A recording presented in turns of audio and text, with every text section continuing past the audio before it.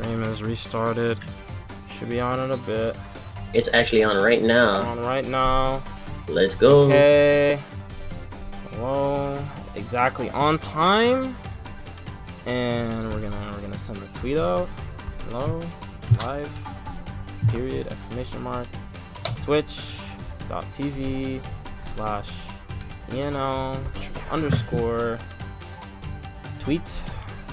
By the way, guys, if you want to show support to the channel, don't forget to retweet these tweets, like it, show that community support so we can help ENL grow. Alright, we're back. It's me, Majin Joker, and we're gonna get into this match. I'm just gonna let these teams know that we're ready to go, and they're ready to go. Go. Alright. Go.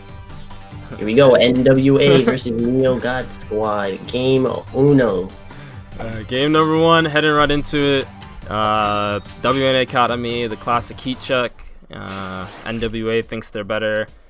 Neo thinks they're better. It looks like they're taking it to WNA for the first game. Everybody's home field. Everybody's comfortable on this map. I've seen both teams capitalize on this map, study this map to a T. So I'm very hyped to see what they have to bring in the first game. Yep. And if you take a closer look, you can see that it's pretty standard composition. Immortal coming in double katana. So normally on hammer duty, now running trick ball, and Kimmy with the on hammer, huh? It looks like this may be a fight, not necessarily a drone game, but a straight out ninja war. This will be our first great ninja war. Yeah, Ninjala. Of course, and you know you love to see it right out the gate. You know, nothing's free is the motto of this season, and this game's definitely not going to be free anyway. So we will see. So coming in, game one, super important game. We'll see what's gonna happen, and let's get into it. Alright, and it looks like the full team, full force, going dead for the center. Not wasting any time clashing. They want to capitalize on Ippon bonus as soon as possible. Absolutely. Silent. Chill. Dash out the pair with silent. So getting KO'd early. Not exactly what you want. Good sound hammer stun by Kimmy, but nothing too much is going to come of it. Oh! Trying to take the middle drone, but they're being pushed from each side. Not giving him a chance to breathe. Manson looks like he's in trouble here. Good stun by Kimmy. Misses the capitalization, and Manson's just gonna be easy conversion. Nice guard by Caleb though, with the gum guard against the sound hammer. A lot of people use that as a method because it's something that's able to easily be broken. But in order to get in there and get out like that, it's really nice move. And now, I mean, this was disaster mode with how big of a lead that Neo had early. NWA bringing it back, but this is still like right now Neo's in their element. They have a lead, and now they're ready to take a fight. Good slight by Immortal on the stealing hyena gum launcher, and trading one for one. Let's go. We're starting to see a lot more katana players as of season 2. Not so many in season 3 to see these old school players that mastered the katana and all of the rotation and tech for the weapons each. It's very nice to see that they're coming in here knowing that, hey, we're here to fight with the katana. We're going to be focusing Ippon while assisting with, gum shots throughout the map. Everybody's definitely putting in work. There's zero energy between both teams. Everybody's fighting, they're moving, they're keeping things going. It's a high impact matchup. Immortal getting that having a little bit of some wall shooter habits, even though the card has if you don't know, it's currently not allowed in ENL due to public vote, but some players still have that habit. Even though they might not have the card, they still go through the motions anyway. Good reversal by So, winning the parry and getting the conversion. Nice. Capitalizing trick ball versus trick ball. Really nice. Bad, really disastrous early game for NWA. It really got turned around, and now looks like they're at a relatively comfortable spot. It looks like they're still keeping up as far as being right under them, but I can see from what it looks like Neo's holding Ippons between majority of the team, getting them to restart and still keeping control of the middle zones. Neo needs to have what a rocket by So. Oh, clutch rocket. Taking out 2 of the 3. Yup. And as of Finally right, being able to make a move. and as of right now, you know, Majin talking about, you know, getting Ippon bonus Immortal with 5. Yes, So, just taking it over just like that. That's why, in my opinion, it's not good to stack teams ever. It's never been in my favor to stack a kill because either only one person is going to get it and the rest is just going to benefit from assist. But as far as assist goes, it might be a counterplay and putting you in a predicament as we just saw. Basically giving up with the start of the game. But that's still not done yet. We have a punishing blade taking over big drones in the center. But shut down Getting Ippon, but still bringing them back into the game with the clutch katana. Another Rocky here by R2, just to clear out that big drone. Good kill by Immortal, and I mean, NWA really, after a suboptimal early game, they really blown this lead wide open. Good finish by Immortal on that parry, and 7K lead. NWA. 7K lead. Yeah, taking it back. They've just cleared out inner and outer drones, leaving them to fight for Ippon in the middle. King Immortal. Hey, so y'all don't know. I have a nickname for Immortal. I like to call him King Immortal from time to time because of his performance in the Warriors Pit tournaments. You know, a high caliber player. 4-9 on Ippon Katana. beating out yesterday. We saw Death on Radiance get 4-8 on Ippon Katana, but Immortal said, no, I'm gonna come out of retirement just to take that away from you. That's crazy. Insane game 1 from Immortal. Really allowed. Intense game 1 goes to NWA. Oh, definitely applying that pressure that I said. You cannot sleep on this team, guys. These are 2 high-tier teams. I believe everybody in this matchup should be considered a ninja god. Yep. Just at the start of the season, don't make them go through all those games and all those matches and all those DCs. These guys play at an optimal level to just start the season at ninja god. If I could have these teams play every single week, I would. Let's be honest.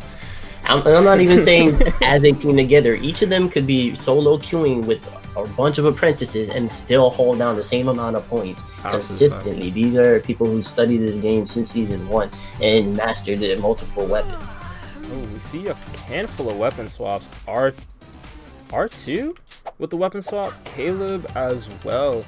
We'll see what adjustments Neo makes. I know, you know, people normally get they flame Neo a little bit, you know, like, oh, this team only 3 katanas in drill, but that's not what we've been seeing across these handful of games. So knowing Neo as a team, they're going to be focusing more on what they did wrong that first matchup or what they were having a struggle with. Once they figure out what they were going through the first game and they had issues with, they capitalize and then it's 100% guaranteed not going to happen the second match. Absolutely. So if they feel like they were being morphed a lot in that first game, they make sure they have a setup where they're not going to be morphed at all the second game. They're going to be probably gum shooting more, keeping a bigger distance and only closing it when it's a secure Ippon towards the end. Yep. But knowing NWA as well, they're not one to give up free Ippons or drones as well either. They're type to apply pressure, go in there with all they've got, and then give you a game where you're going to be playing for all the marbles. So we see a Crescent Arena pick by Neo. A map that, you know, it's a little bit more reliant on individual mechanics due to how much space there are. You know, as Majin mentioned in the previous match, like, hey, there are a lot of drones on this map, so your rotations have to be on point. So we'll see. Definitely. NWA might be at a disadvantage because katana is one of the slower weapons for finishing a drone, so it will take them a longer time to finish each drone, possibly giving Neo an advantage to clear up drones and then still push the enemy team for Ippon. Absolutely. But we will definitely see what game 2 brings here at Crescent Arena. Absolutely. So we'll see. I'm more interested in seeing what team composition Neo brings out because, you know, there are a couple of costume swaps, of course, and, you know, that might indicate weapon swaps. We see a Trick Ball and Sushi Axe come out for R2 Caleb respectively, so extremely, I want to say expected for this map. I mean, this is relatively standard. R2 Trick Ball to not so, who just got KO'd, and the Sushi Axe just goes, you know, to make sure they can get the point A, from point A to point B, a little bit faster than, or from drone A to drone B, a little bit faster than Neo can. Definitely, but like I said before, it does take katanas a longer time to get those drones completed. Just swiping at it with the standard attack or even back attack, it takes too much time to get the rotation going when you have people like Caleb to come in and steal it one hit. Oh, Caleb getting hit on there. Yeah, Caleb gets taken out. 2v1 situations. Good double dump shoot. Silent takes out Kim. Due to that 2v1 encounter, it looks like Neo was able to turn the game around, giving them the lead. Switching back and forth now, it looks like on the other side of the map, possibly that we're not spectating, they were able to capitalize on some drones. Yeah, Immortal looked like he got a 2K. Immortal focusing the drone while So's fighting. That's definitely one way to keep a guard going. Big weapon here. Absolutely. See if we can take the next one. Chill. Double stacking on the drone, making them collect it quite quickly here, giving them the lead by a good 2K. Man's a punishing blade. Let's see what they're gonna get out of it. They don't get anything. So with the spaceship rocket, Fujiyama rocket shuts down punishing blade. NWA. A good way right there. The supers need to be used effectively, or like I said, just spaciously, so that you can have that freedom to move around. Or if you're popping it, you need your team to be providing you backup, just to make sure you're not getting caught in any loops and running your super down. R2 in a really bad spot. You do not want to be there by yourself against two katanas, and R2 pays for it. Actually, that's a preferred method because it leaves large, as you can see, focusing on the drone. By the time one's pushing there, he's already moving on to the next one, keeping their team traveling while they're collecting the drones.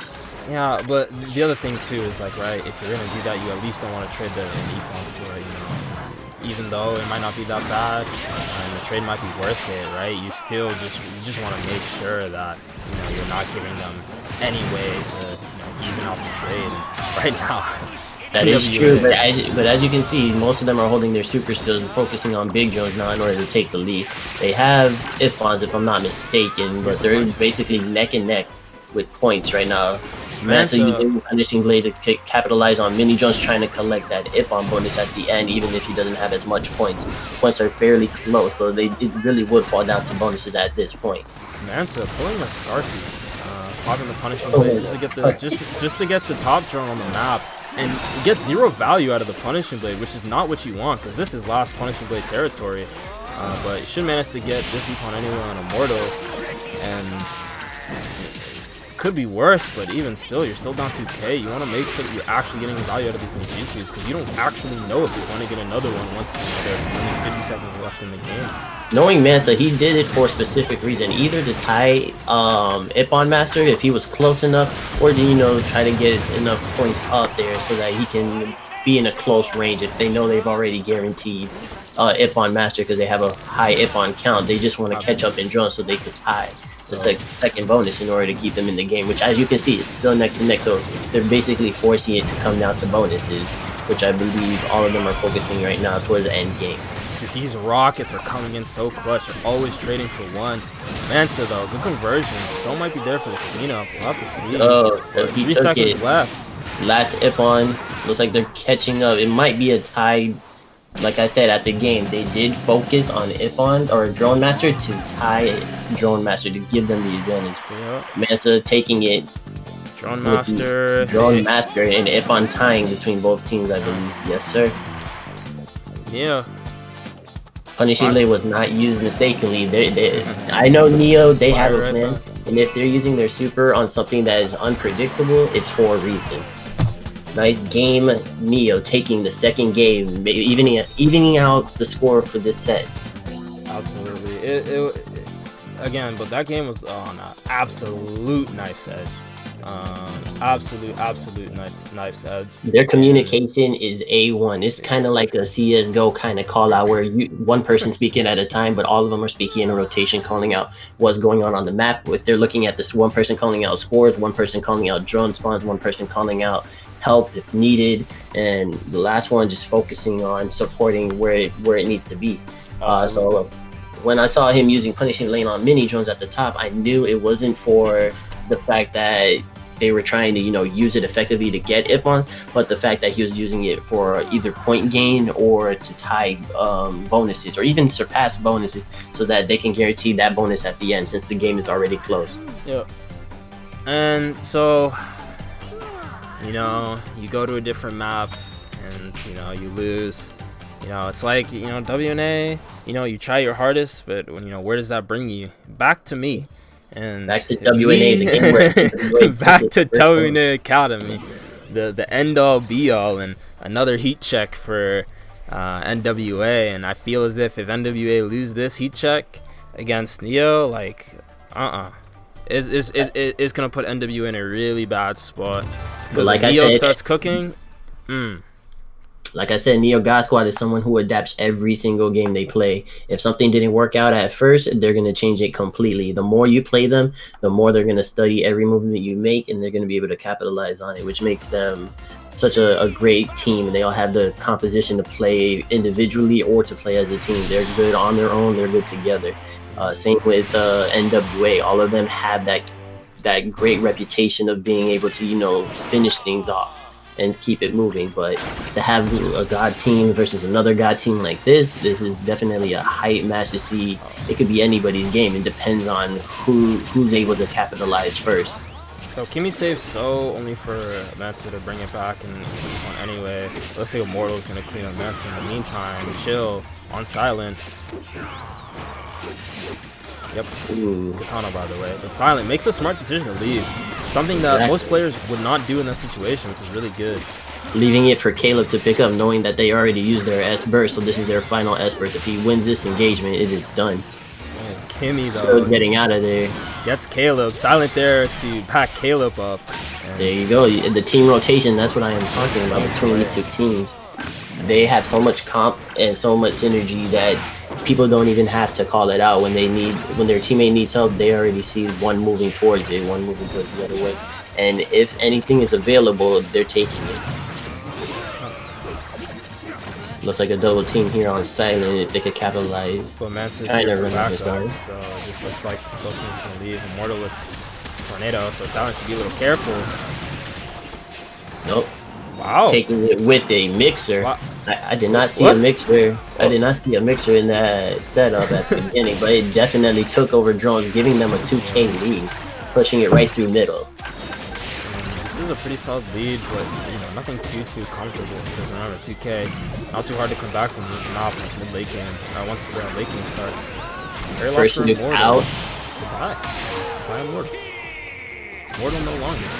Dies with Tornado, which is God Squad taking the lead, but it's still something that they need to be careful for. They're starting to push more, get a little bit aggressive, get in there, but now it looks like God Squad's starting to stack up just to secure Ippons, get a little bit of leeway out of the way. Kimmy again in a 1v2 situation in the opponent's corner. It's not where you want to be, you know, if you don't have a friend or if you don't have a ninjutsu like Tornado or Shinobi Beast that, you know, you can fight out if you need be, if you can't get what you want. So, unfortunate play, but I mean, this game's still not too far away from NWA. They just need a couple of clutch Still plays. playing very aggressively, chasing down R2. R2 sees that he's playing aggressive too, in a way playing a mind game with him and letting him follow him, chase him around, not really focusing the drone until some of his teammates can be freed up to collect the drone while he's engaging with him. Getting him into Ippon, trying to go back to collect the drones, finishing off. This Big rocket drone from spawning R2. in the middle. Oh no. Capitalizing in the middle. Oh, what a play by R2, and that just blew the game wide open. That just blew that lead open from 1K to 5K. Finishing it. 60 seconds left. Punishy Blade coming in too by Mansa. This is really Following up on the bad. next big drone. Mansa gets one. So looking to return the favor. 1 for 1, but so now a 7K lead. I can't watch anymore, guys. I'm done. I'm tapping out. This game has just been blown out of proportion. As soon as the end game started at that 60-second point, every big drone that spawned has fell to a super. Yeah.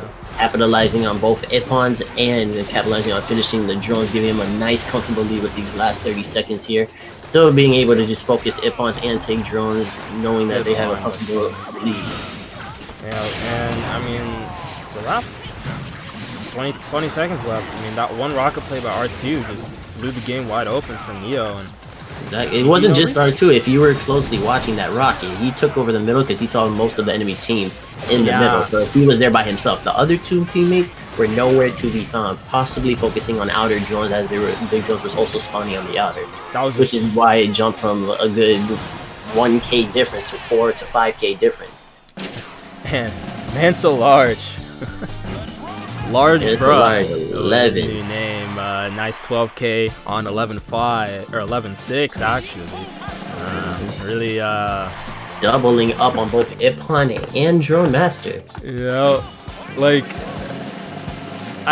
his drill game is untouchable. Like absolutely. One of the best drill players I have known to this day. Like I mentioned that rocket by R2 because I mean that's really what blew the lead wide open, but yes, that was such good awareness because it was done at a point like that was a rocket. It wasn't done high up in the sky. That was relatively close, and one of the players could have easily just turned and hit it. Hit R2 with the gum shoot, but R2 with there's the actually awareness. a strategy to that because due to it being so close to the drone as well, people tend to target the drone automatically before they target the player.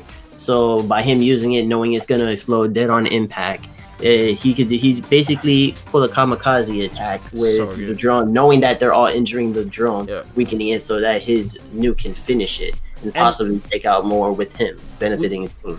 We saw an attempt yesterday, Pumpkin with the trick ball, trying to pull a similar play in mid, like at the same time with their rocket, but unfortunately for them, WNX managed to look upwards and stop the rocket in its path. Otherwise, that game would have went just exactly like this one. It was a relatively close game, and if Radiance got that rocket off, then the game just flips in the opposite direction. And the one thing I was worried about is for Chill and Immortal playing Katana, a gum shot is very lethal against those rockets. If you see someone in the distance and they shoot a gum shot at you, the nuke is either hitting the gum shot and just only self-destructing you or not. But he was at a perfect angle right above the drone to slightly hit the drone, slightly hit the ground, and be in an angle where that nuke was going to be a clutch play. Too little time to escape, not enough time to see it happening. By the time you recognize it's happening, it was already there. I always say, and I'll always say from now to the end of time, most players in this game do not look up. They'll look forward, but it's very rare they'll look up unless they're on Eagle City where there's actually a drone up there. But just like I was saying before, you leave one player unchecked and they will capitalize on the points. And Mansa Large happened to get both Drone Master and Ippon Master that game, just moving through the map. We were mostly watching R2, we were watching Simon, we were seeing everybody make these giant plays, these giant parry breaks, and out of nowhere, when you look at it, it's already game. It's set and match. Everything was taken. Yep. Punishing Blade finished the game. So game 4 must win for Neo, or not must win for NWA. I mean, they just gotta secure mid late. That's all it is. All like the 2 games they lost were due to one. Of course, that last game was obviously majorly due to that one rocket play, but obviously over the course of the game, the lead only grew bigger. And the same thing on. This is an interesting matchup. They moved to Eagle City here. If the weapon style stays the same, I'm pretty sure that most of this game is going to be due to Ippon Master, because I'm pretty sure it's so even in this matchup that I don't think there's going to be a solid or a single drone master. I feel like it's going to evenly be pushed, and the real game is going to start as big drones and top drones spawn. That's when we'll start seeing a difference in the game. Absolutely.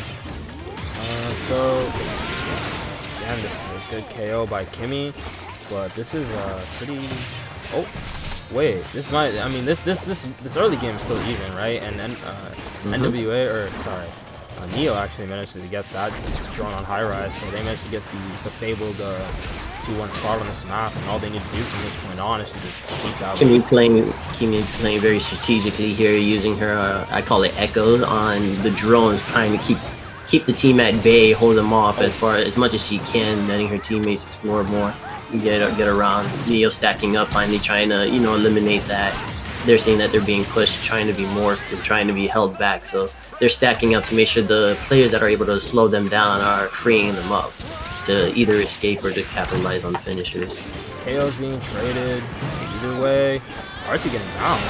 Good tornado. A good counter tornado by Silent to not get hit. And Silent wants his 1v1. Or not, as they both go their separate ways. They have to go. They have to go their separate ways because Gotcha. now the game is becoming clutch. It's clutch time, and the scores is finally about to show a difference. People have supers. Things are about to just be snatched. And double gun bind in the middle. Where's your Immortal coming through? Immortal? Where's your back attack? That's an E-pawn that that was just missed out on. And Immortal makes the rare mechanical misplay. Tries to get greedy for the E-pawn and ends up, instead of getting at least one, manages to get none. Trades it right back though. Getting an E-pawn on that. Mensa was able to go take on I think enemy's tower, push back to middle, and go back to enemy's tower, collecting 3 drones in a rotation, giving them the lead. But it looks like they're getting top drones and going back and forth, making it a simple comeback. They have a 2K point lead.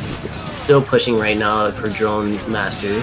Good break. Looks like a team trade is Immortal with the gun break. Yep, absolutely. This game, 2K, Eagle City a little bit different from the other maps, but the story still stands that 2K, you're not safe. And right now, I don't think any of the teams. Good weapon break by R2, but gets traded 1-for-1. It looks like this team definitely loves to fight. I haven't seen anybody jump to the bottom of the stage yet. I believe drone spawns at 100 or 105 towards the bottom. I don't think anybody has made a move towards that drone. They love pushing bridge. They want to hold bridge and control it. And so moving around with his punishing blade, collecting hit-ons, and just making sure that all the drones can be collected on their end. Trying to stop the weapon break in the middle.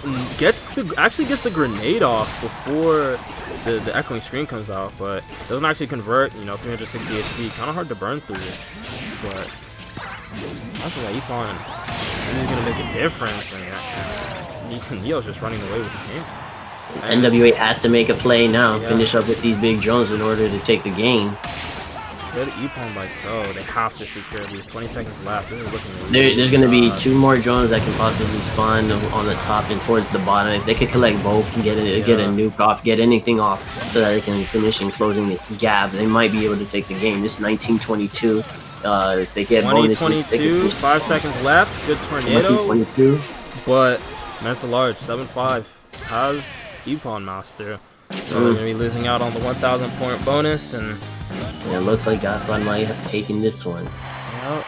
1 E-pawn away from going to a Game 5 by NWA. Very close. Very close. Nia. God Squad for a reason. #1 NA. I say #1 NA for a reason. That solid Game 2.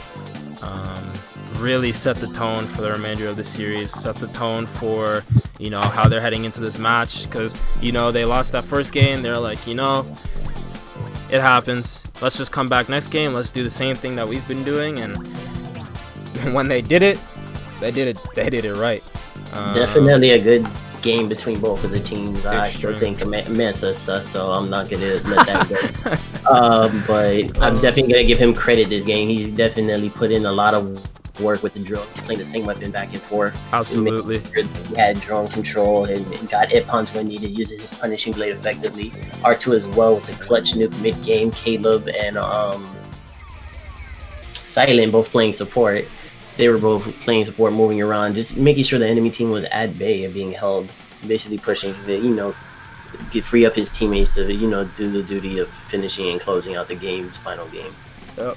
Absolutely. And this is just an amazing series on NWA's end. The new game strategy that they came in with was effective for game 1 at the very least. It gave them some edges, but as soon as Neo recognized what they needed to switch to and actually made the adjustments, bringing in the trick ball and the scroll blade, I think the addition of the trick ball to the roster really switched up how NWA, how much room NWA had in order to be able to play. So really heads up play. Whoever called for the weapon swaps obviously had an idea of how they needed to counter that team composition. An extremely good decisions from Neo's side, and it's an excellent series of